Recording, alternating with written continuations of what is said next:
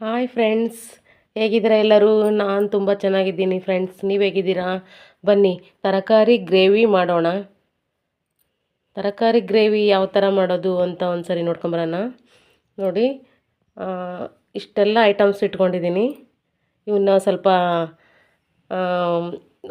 ಉಪ್ಪು ಹಾಕಿ ಸ್ವಲ್ಪ ನೆನೆ ಹಾಕಬೇಕು. ಅದರಲ್ಲಿ ಏನಾದರೂ ಹುಳ ಇದ್ದರೆ ಸಾಯ್ತವೆ.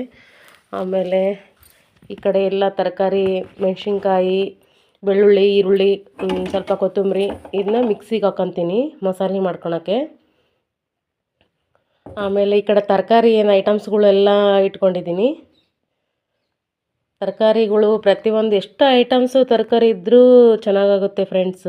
ಗ್ರೇವಿ ಮಾತ್ರ ಸೂಪರ್ ಆಗಿದೆ. ಮಾಡೋಣ ಬನ್ನಿ. ಒಂದ್ಸರಿ ಮಿಕ್ಸಿಗೆ ಹಾಕೊಂಬಿಡೋಣ. ಮಸಾಲೆ ಮಿಕ್ಸಿಗೆ ಹಾಕ್ಕೊಂಡು ಏನು ಮಾಡೋದಪ್ಪ ಅಂದರೆ ಸ್ವಲ್ಪ ಮಿಕ್ಸಿಗೆ ಹಾಕ್ಕೊಂಡು ತರಕಾರಿಗಳ್ನೆಲ್ಲ ಒಗ್ಗರಣೆಗೆ ಹಾಕೊಂಬಿಡೋಣ. ಸ್ವಲ್ಪ ಎಣ್ಣೆ ಹಾಕ್ಕೊಂಡು ತರಕಾರಿನೆಲ್ಲ ಎಣ್ಣೆ ಒಳಗೆ ಸ್ವಲ್ಪ ಫ್ರೈ ಮಾಡಿ ಮಸಾಲ ರುಬ್ಕೊಂಡು ನೋಡಿ. ಮಸಾಲ ಐಟಮ್ಸ್ಗಳು ಇವೆಲ್ಲ ಒಂದೊಂದು ಸ್ಪೂನ್ ಹಾಕ್ಕೋಬೇಕು. ಇವೆಲ್ಲ ಒಂದೊಂದು ಸ್ಪೂನ್ ಹಾಕ್ಕೊಂಡು ಆ ಗ್ರೇವಿ ಬೆಂದಿರುತ್ತಲ್ಲ ಮಸಾಲೆ ಐಟಮ್ಸ್ನೆಲ್ಲ ಈ ತರಕಾರಿ ಹಾಕ್ಕೊಳ್ಳೋಣ. ಫಸ್ಟ್ ತರಕಾರಿ ಎಲ್ಲ ಬೇಯಿಸ್ಕೊಂಡು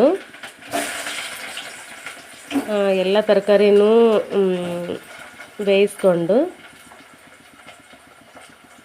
ತರಕಾರಿ ಸ್ವಲ್ಪ ಬೆಂದ ನಂತರ ಏನು ಮಾಡೋಣಪ್ಪ ಅಂದರೆ ನಾವು ರುಬ್ಬಿಟ್ಟುಕೊಂಡಿರ್ತಕ್ಕಂಥ ಗ್ರೇವಿಗೆ ಮಸಾಲೆ ಐಟಮ್ಸ್ಗಳೆಲ್ಲ ಹಾಕಿ ತರಕಾರಿ ಬೆಂದಿರ್ತಕ್ಕಂಥ ಏನಿದೆಯಲ್ಲ ಗ್ರೇವಿ ಇದು ಮಾಡೋಕ್ಕೆ ಆ ಒಂದು ಇದಕ್ಕೆ ತರಕಾರಿಗೆ ಬೆಂದಿರ್ತಕ್ಕಂಥ ತರಕಾರಿಗೆ ಇದನ್ನು ಹಾಕ್ಕೊಂಬಿಡೋಣ.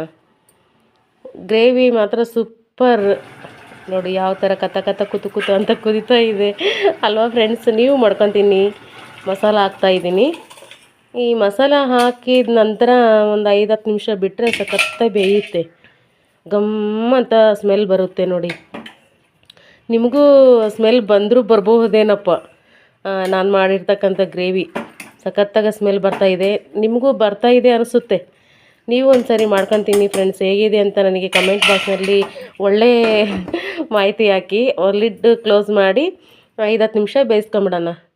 ಬೆಂದ ನಂತರ ನೋಡಿ ಯಾವ ಥರ ಕುದೀತಾ ಇದೆ. ಈಗ ಮುದ್ದಿಗೆ, ಚಪಾತಿಗೂ, ಅನ್ನಕ್ಕೂ ಎಲ್ಲದಕ್ಕೂ ಬರುತ್ತೆ ಫ್ರೆಂಡ್ಸ್. ತರಕಾರಿ ಗ್ರೇವಿ ಅಂದರೆ ಸೂಪರ್ ಇರುತ್ತೆ. ನಾನು ಯಾವಾಗಾದರೂ ತರಕಾರಿ ಐಟಮ್ಸ್ಗಳೆಲ್ಲ ಭಾಳ ಇರುತ್ತಲ್ಲ ಹಂಗೆಲ್ಲ ಗ್ರೇವಿ ಮಾಡ್ಕೊಂಡು ಉಪಯೋಗಿಸ್ತಾ ಇರ್ತೀನಿ. ನೀವು ಈ ಥರ ಮಾಡ್ಕೊತೀನಿ ಫ್ರೆಂಡ್ಸು. ನನ್ನ ವಿಡಿಯೋ ಇಷ್ಟ ಆಗಿದ್ದರೆ ಲೈಕ್ ಮಾಡಿ, ಶೇರ್ ಮಾಡಿ, ಕಮೆಂಟ್ ಮಾಡಿ. ಬಾಯ್.